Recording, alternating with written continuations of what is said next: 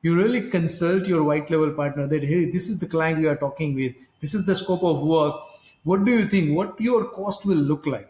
So then you know ahead of time that, okay, this is what my cost is going to be, and then you know that, okay, you are adding your margin on top of that instead of going other way around. Know your cost before you commit to your client, so you can be profitable even after the delivery. Welcome to the Agency Profit Podcast, a show dedicated to going deep space on agency operations, which is just as nerdy as it sounds. I'm your host, Marcel I'm the CEO of Parakeeto, a firm that helps digital and creative agencies measure and improve their profitability. Join me as I interview some of the smartest thought leaders and agency owners in our space and go deep into operations, metrics, and all the other things you need to get right so you can spend less time worrying about operations and more time executing on your vision. Hello, everyone, and welcome back to the Agency Profit Podcast. I am excited today to be joined by a friend of mine. We met through Jason Swank. Shout out to Jason Swank at Elevate in Austin, Texas last year. And since then, we've crossed paths at several events. He has been in the agency game and specifically in the white label agency game for over a decade and has one of the most successful white label agencies I've ever heard of. And he's here today to share perspective on where white label is going in the future and some of the benefits in terms of profitability around that. So with that, Manish Dudharejia, thank you for joining us on the show today. Marcel, thank you for having me. Excited to speak with you today. Me too. I've really enjoyed every conversation that we've had, and we've had the opportunity to chat in many different contexts, sometimes at the event, sometimes having drinks after the event. And regardless of that context, you have so much wisdom and so much experience. So I'd love to just start by having you in your own words describe what you do and who you serve. And then we could talk a little bit about your background because it's pretty impressive. I started my career almost I would say 18 years back. I started my career in SEO, and I worked for two different companies. I was heading the digital marketing division up until 2012, and at that point I decided to start E2M. And initially we were serving like all types of customers, including agencies and direct businesses, and primarily we were in SEO when I started E2M. Then eventually, like everyone says, when you start business, eventually you figure out your niche. And it took me a while to figure that out, but I think that was the best decision we made. So that's kind of long story short. About E2M, E2M is like full service white label agency. So like you said, like we are an agency working for agencies. So we work with over 300 plus agencies, mainly in the US and Canada and some other part of the world as well. We have a team of 270 plus full-time employees. And yeah, it's been like 12 years we've been doing this. I just love agency ecosystem, and we primarily only serve agencies, and we only provide white label services. Amazing. So you started your agency, it took you a little while, but eventually you figured out that the white label path was the right one for you. And you've been extremely successful, 300 plus clients. You have a team of over 300 people. You recently did, some M&A and are doing some M&A in this space. And so it's been really impressive to watch you scale. And one of the things that I just want to say from speaking to a lot of your clients, because you've been very involved in a lot of the communities that I've had the opportunity to speak in, I have not spoken to a single person that works with you that didn't have good things to say about working with you. And that's not what you hear about white label agencies all the time. And so I think it's testament to the culture that you've built at your organization. And we've had a chance to chat about that a little bit more. So just want to give you your flowers for an impressive business that you've built here with E2M and an impressive culture. Thank you. I think, definitely the credit goes to team. We are an amazing team. So, and I think, I kind of learned all this thing through my journey, right? So, although I live in India, we have a headquarter over here in India. I spent a lot of time in the US. I lived in California for 1.5 year, and I traveled in last 8 years. I traveled to more than almost like 32 states and 50, 60 plus cities, and have met like hundreds of agency owners in person. So what I do is like, I kind of try to communicate how businesses operate in the that part of the world to people over here, right? And kind of make sure that like how we fill that gap in order to make sure that we continue to serve clients in the way they would like to get the service, right? So, and specifically in the world of service, the most important thing is like understanding the mindset, understanding the uh, requirements, understanding the expectations, and setting up the realistic expectations. I think that's something I learned. The most important things, the importance of communication, the importance of like time, importance of delivering on time with quality, right? So I think if in US market, and I'm sure you also know that really well as well, I think if you focus on creating the value, uh, the rest things will follow. So uh, one of the most important things we focus on making sure that providing the value, delivering the value for what clients are paying to us. I think once you start focusing on that thing rather than just like focusing on the wrong aspects, like okay, how can we increase the retention, how can we increase the revenue from the existing clients. Instead, if you just start focusing on providing more value, then the retention and increased revenue will be kind of a byproduct. So you found yourself kind of leaning into white label, it sounds like about a decade ago, and you've been now in the game for about 10 years. So zooming out before we kind of step into the profitability advantages, because I think there are a lot of them. Um, how have you seen the white label industry changing over that time, and where do you think it's going? That's a great question. I think one of the shifts which I am seeing in this space is kind of like having some sort of local presence in the states, and then having like access to the team offshore at a lower cost, right? So I think that's what something we are focusing on. We have right now 4 or 5 account managers in the states who kind of like are a point of contact for our clients, agency clients, and then we have an execution team over here. So it's kind of best of the both worlds. That's the one thing. Second shift, which I'm seeing more about lately for AI, considering AI is like the higher efficiency. So one shift which we are seeing right now in agency space, that okay, how much you are leveraging AI to increase the efficiency so we can get like more done in at lower cost, right? Because ultimately when agencies, the primary reason they partner with white label, partner with us, because they want to keep their cost lower and they want to increase their profit margins, right? And AI is an amazing opportunity we see to leverage in whatever day-to-day work we are doing, whether we are building websites, whether we are doing an SEO campaign, or whether we are building e-commerce stores, or whether we are even writing content. Those are the 4 areas we are primarily we have an expertise in. So they all seek for partners to implement some sort of AI into their operations while delivering the same quality and same value at at a lower cost. So that's kind of like two shifts I'm seeing in the agency ecosystem. So I'll append a couple of things that I'm seeing. I'd love to actually just bounce these off you, see if they resonate with you. But I this is a bit more ephemeral, but over the last, let's call it 15 years, I think that there's been two major drums that we've been banging in the industry as it relates to trying to protect margins, which are constantly getting worse.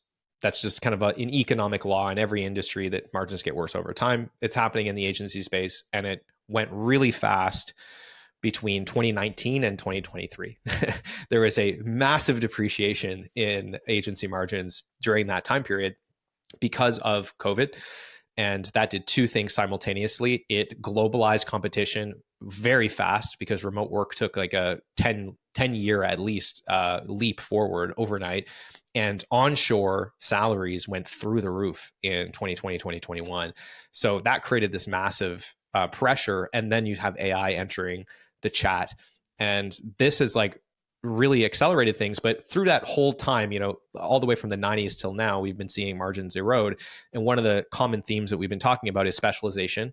So everybody's talking about specialization. That's been a thing. It's kind of table stakes now. And then alternate pricing models, right? So we've very much started to move away, especially in boutique agencies, from selling everything by the hour. We're moving more to productized services, value-based pricing, retainers, right? Now, what I think that that's done is it shifted agencies into this position where they've really reduced the scope of the services that they offer. But now what we're finding is that there is less demand, budgets are tighter, and positioning, because it's become such a popular thing, we're actually maturing in our lens on positioning from thinking about it mechanically to thinking about it in terms of problems. And what that's ironically doing is it's actually increasing the scope or the surface area for services. So I'll give you an example, right? Like a 2008 example of niching down is we do Facebook ads. But that's not good positioning because it's not, we solve X problem. And we just happen to do that using Facebook ads because it's the most effective tool for solving that problem. But now in 2024, if you're doing a positioning exercise, you have to be good at it. Therefore, you have to start with a problem. And what's true about most problems is it takes multiple services often to completely and deeply solve that problem. And so we're seeing these agencies that niche down, that have less demand, less stability, more unpredictability, that are not necessarily willing to take the risk on hiring full-time staff, and that are now having to like get deeper into the problem that they solve to provide a more complete solution, saying, shit, we really need to add SEO to our website design development stack. And we probably need to layer PPC into that too. And we probably need to have some other creative discipline involved in this, but I can't go out and hire these people. I'm not sure that there's going to be that much demand. I need more flexibility. And we're not experts at those things either. And that creates this perfect vacuum for going out and finding partners like a white label agency that can fill that need. And this is where I think that the next decade is going to be colored in our industry by the fragmentation of the supply chain in this way, where agencies will remain specialized, but that specialization is going to lead to a broader set of services combined with the discipline of not doing that many of those things in-house because of the operational cost and inefficiency that creates internally. So that was a big, long rant, but I want to bounce that off you, Manish, because you're in this space and there's nobody else I'd rather talk to about this than you. No, I totally agree with you, and you perfectly described the shift which I am equally seeing in the industry. I think, yes, I totally agree. First, based on my experience, being an agency owner, we pivoted our business model 5 years back, right around 2019. And gosh, like, now we talk about it's been 5 years since COVID, right? And it's crazy, right? And I think, we pivoted our business model to productized service business model. And ever since then, we grew really, really fast. I think, although I've been running this business since last 12 years, but I feel like, first 7 years were of learnings, trying different niche, trying different pricing model, and finalizing, based on my experience, I can say 2019 was the time we finalized that, okay, let's just go after agency niche and let's broaden the services, website design development, SEO, content, PPC, and everything. And clearly we are seeing the result, exactly what you are saying. So I think, going after specialization is something like we see a lot of our agency clients, a lot of success. But yes, I totally agree that where you shouldn't be limited to just one service, right? And that's where, like, agencies love partnering with us, where we have a lot of agencies where they are utilizing our WordPress dev services, SEO services, content services, e-commerce services, and all those kind of services, and even like IT support services. So I think that's definitely a shift which I am seeing right now, where although I mean that shift we are seeing, but although there are a lot of agency owners who are having a hard time to productize their services, while still going after niching down. But clearly, the agencies which we work with and which I kind of speak on a regular basis, who haven't niched down yet, they are struggling right now, and they are kind of like, going after any and every client and providing any and every type of services. So I think, touching point on the last thing you said, one thing I advise to all agency owners is you should still have in-house staff and in-house people, but at your core level, your salespeople has to be in-house, your project manager has to be in-house, your account manager can be fractional or in-house, right? uh, these kind of like front-facing team you should always have in-house, but your delivery team can be remote or can be like, you can source through white level partner like us.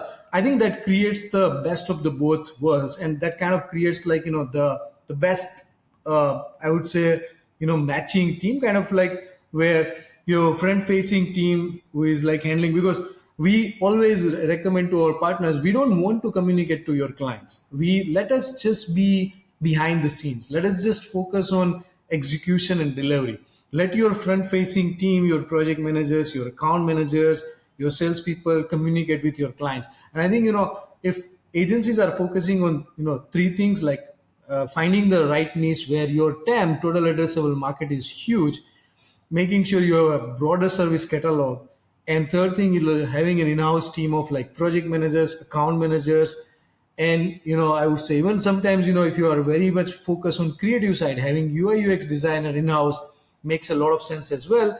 And then you have a like, execution team as behind the scene as a white label partner.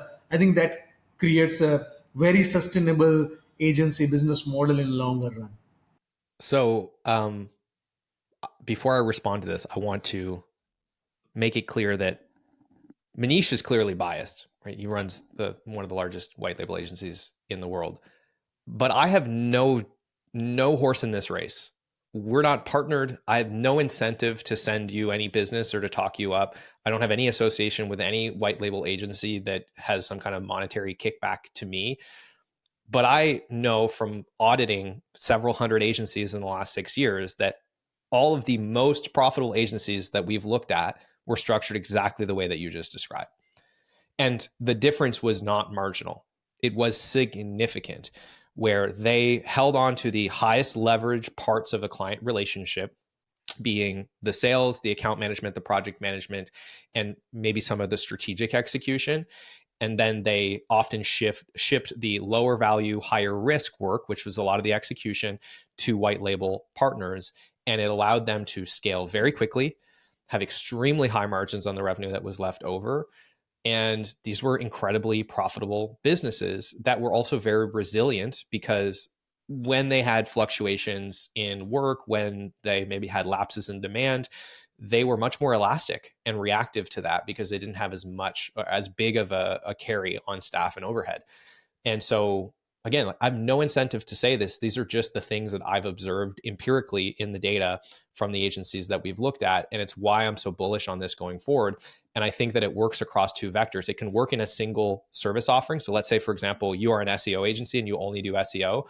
Within that, this works, right? You hold on to the highest value part of the stack and then you outsource the lowest value part of the stack. But it also works horizontally. If you said you wanted to do all of the SEO, but then website design dev, you want to tack that on, right? This can work for expansion, across different services within a niche as well. So there's a lot of different ways in which I think starting to look at structuring your business around a fragmented value chain, it is just like it leads to higher profitability very consistently based on what we've observed. So let's talk about why that is, Manish.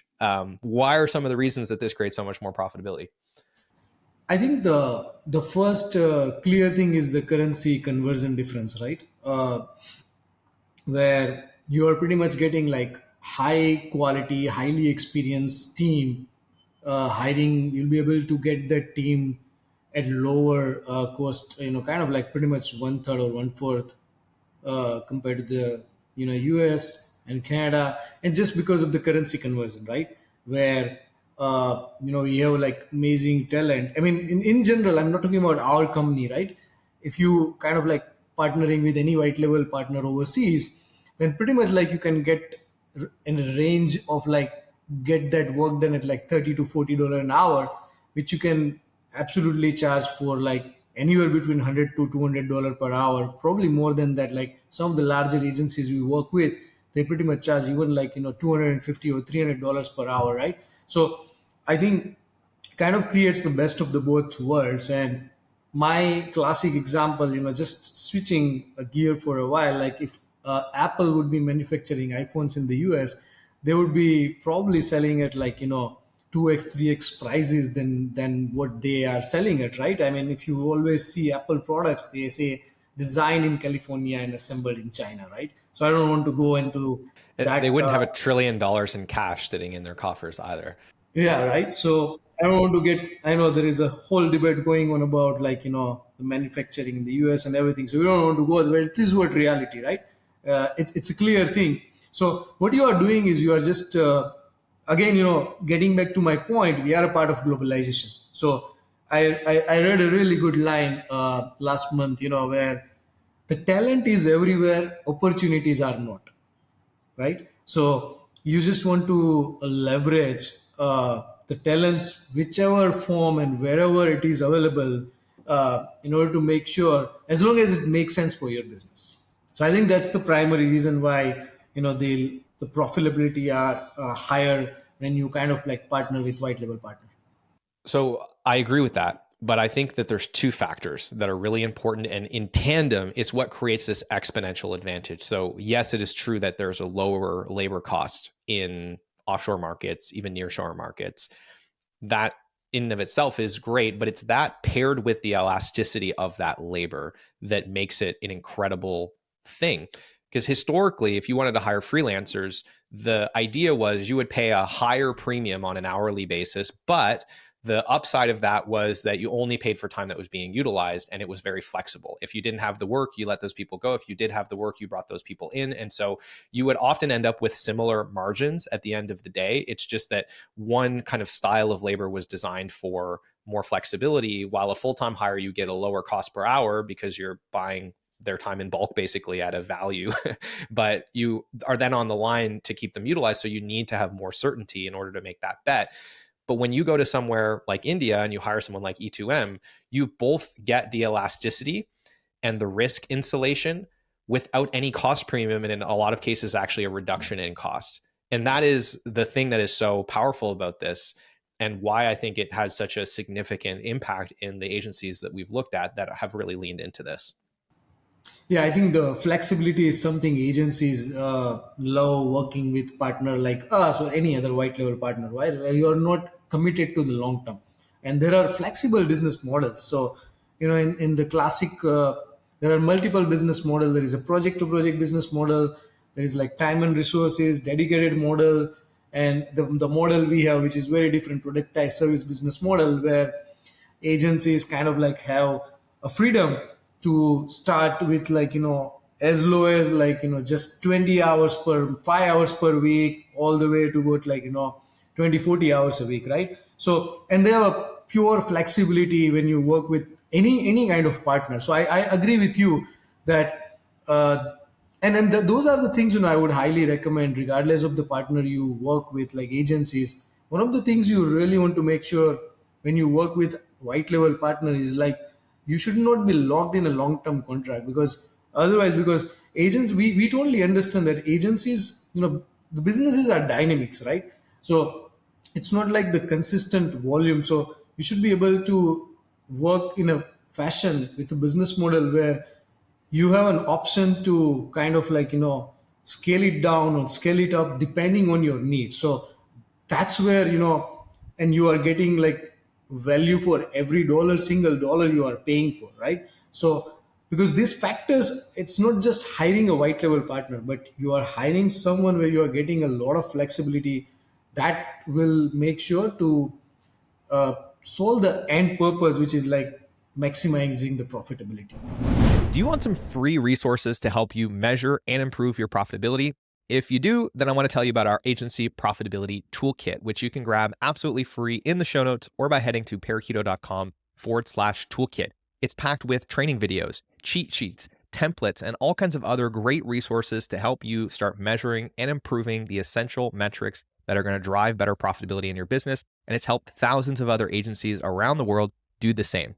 So I want to encourage you to go and grab a copy of that. And if you'd rather get in the fast lane and just have our team of experts guide you through the process of measuring and improving your profitability, then I want to encourage you to apply for a consultation at parakeeto.com.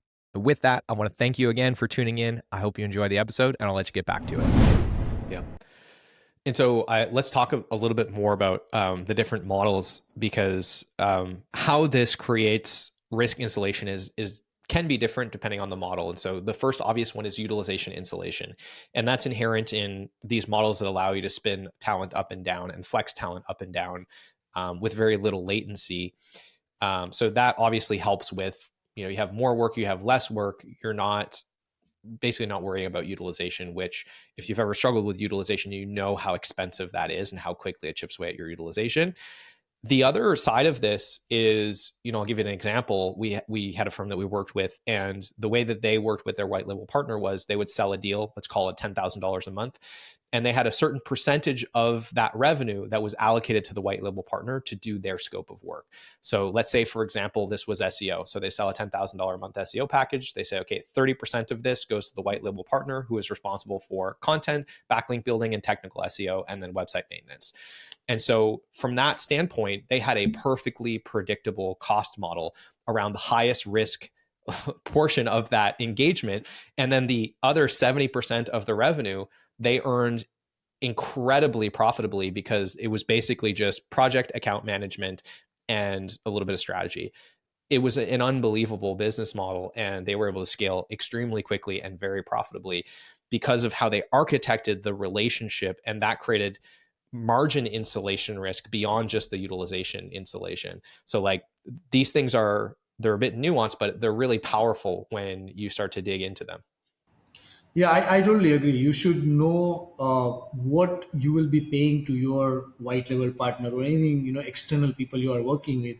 And then you have to do reverse engineering, right? Okay, this is what it's going to cost me, my white level partner. You'll have to add the cost of your, project management, your team who is going to manage your client.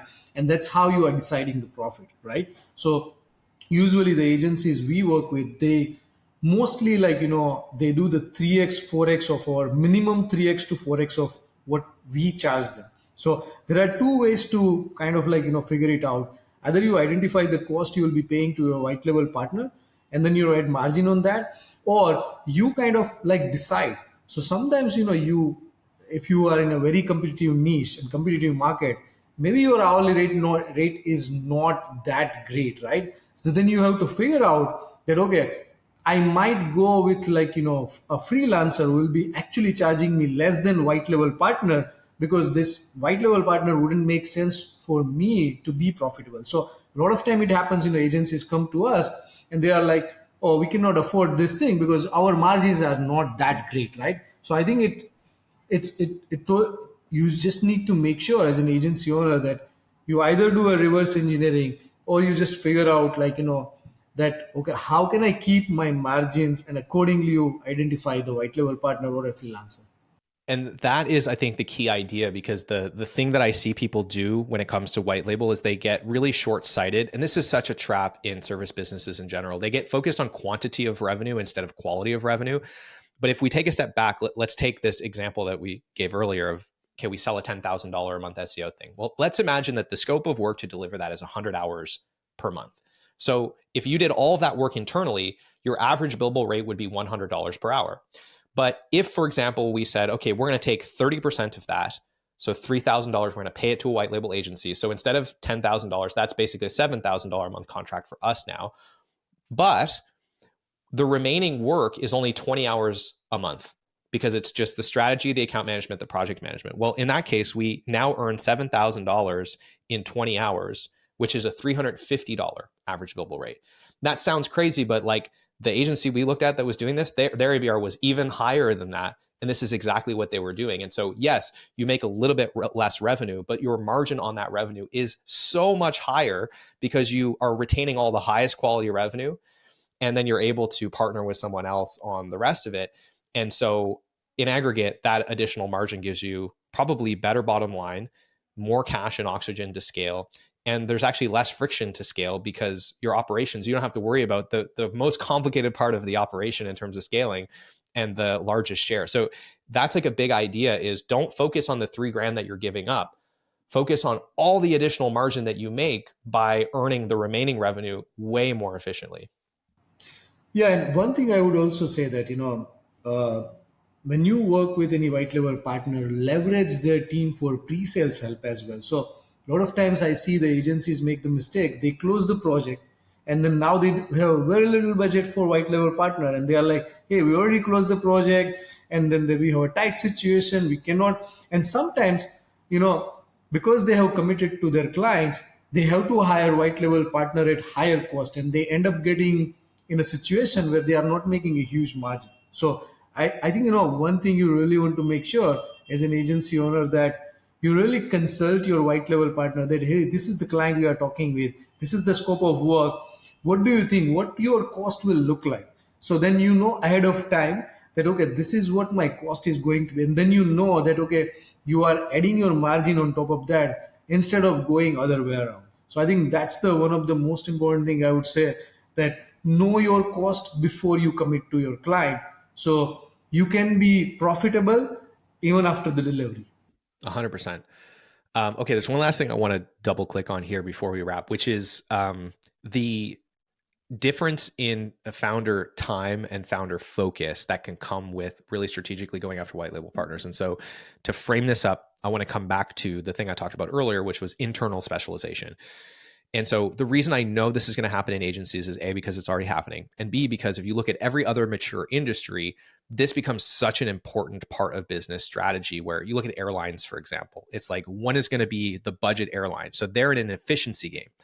And I would argue that a white label agency, that's the game that you're in. You have to be incredible at operations because you're now doing that on behalf of the agency. And I'm sure we could do a whole other episode on like, how do you deal with the massive fluctuations in demand? How do you scale your team up and down? How do you stay profitable, manage utilization, manage capacity, right? Like, I can only imagine how challenging that is, but you're clearly world class at it, which is why you're winning at this game.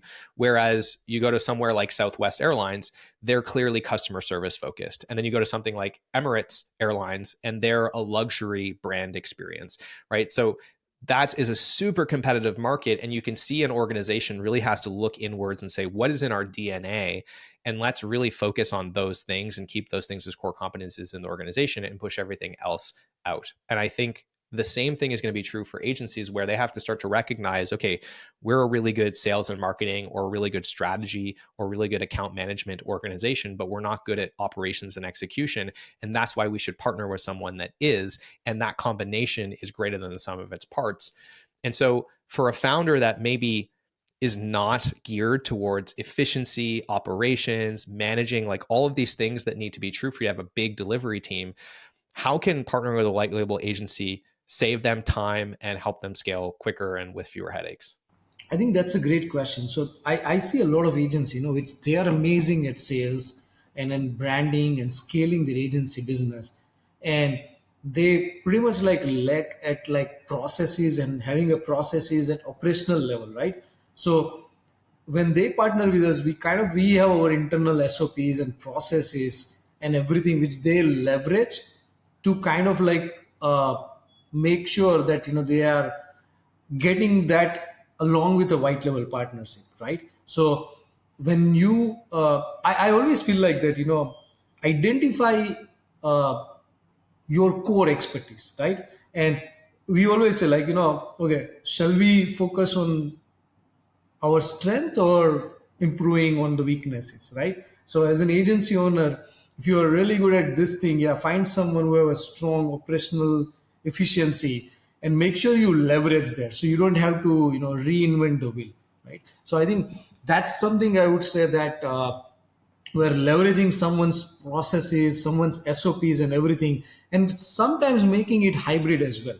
So not leveraging as is, but you kind of make it a hybrid process and make sure you are able to utilize it as a white label to increase your operational efficiency as well. I think that that's a big idea, and especially as you think about, what do I even enjoy doing? And if I look across like our team, what are our skill sets as a team? Because if you don't love running a lean operation, process, documentation, hiring, holding people accountable to that, it's like, well, that's what's required to build a big delivery team. And so imagine if you just didn't have to focus on that, and you could pour all of your energy into focusing on the things that you are good at and do get excited about, like your sales organization, like your strategy process, like the UI UX design that you do on a website before it goes to dev, but then you hate dev and dev always sucks and goes wrong. It's like, well, maybe you don't have to build your own team of developers. So I think that that's a big idea for founders in terms of not just making scaling easier, but like leveraging their own time in a way that feels better to them. Is you actually do, and increasingly you will continue to have the option to outsource the things that are not actually a core competency or that you're not interested in the same way that like an airline doesn't clean their own planes. They hire a third party for that. They don't do their own food. They hire a third party for that. Right. And so you can still have a cohesive experience while outsourcing operations that are not actually a core competency for you. I think the two frameworks I would recommend based on my experience. One is calculate your hourly rate. If someone is doing uh, the job less than your hourly rate, just outsource it, right? Second thing is that there is someone always out in the world who loves to do what you hate to do, right? So as an agency owner, you really have to identify the list what you hate to do, not literally hate. For instance, if you are, there are so many agency owners who are still doing sales and project management, or they are kind of like still do development or design by themselves. They don't really enjoy it because they really want to, at core, they really want to focus on growing their agency business, right? But there is someone out there who loves to do that thing. So always you need to create this, win-win situation. So the key aspect of delegation is you are delegating to someone who loves to do that. Otherwise, that turns into a disaster.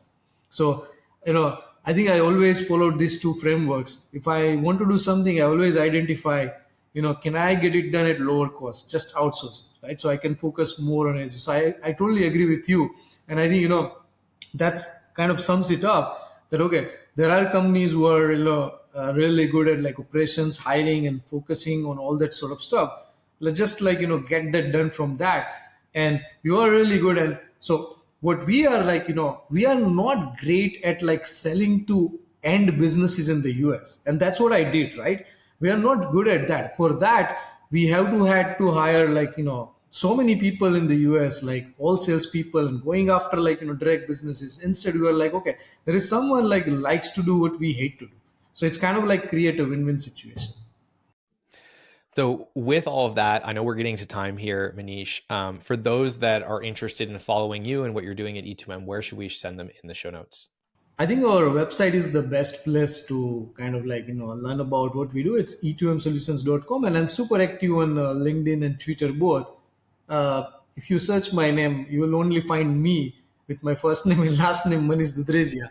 So, yeah, I'm super active on LinkedIn and Twitter, and I would love to connect if you're an agency owner, because I love agency ecosystems. Always love to talk with agencies about agents, because although we are a white level, I am also an agency owner, so always up for talking with fellow agency owners. Awesome. So we will leave links to E2M's website as well as Manish's LinkedIn and Twitter in the show notes. And it's a recommended follow because Manish, you are also, I would almost consider you to be a business philosopher. That's how I've felt when I listen to you speak at these various events, is that like you tactically know what you're doing, but then you also always connect it back to these like nice philosophical concepts. And so highly recommend following Manish. And with that, I appreciate you making the time to be on the show. I really enjoyed our chat. Thank you, Marcel. Thank you for having me. Hey, thanks so much for tuning in to today's episode. I hope you enjoyed it. And if you've ever found yourself thinking, man, I get so much value from this podcast, I wish there was something I could do to return the favor. Well, today's your lucky day because you can leave us a review wherever you're listening to this, and it is incredibly helpful. Of course, if you haven't grabbed a free copy of the Agency Profit Toolkit, go and get that. It's got tons of free resources to help you improve your profitability.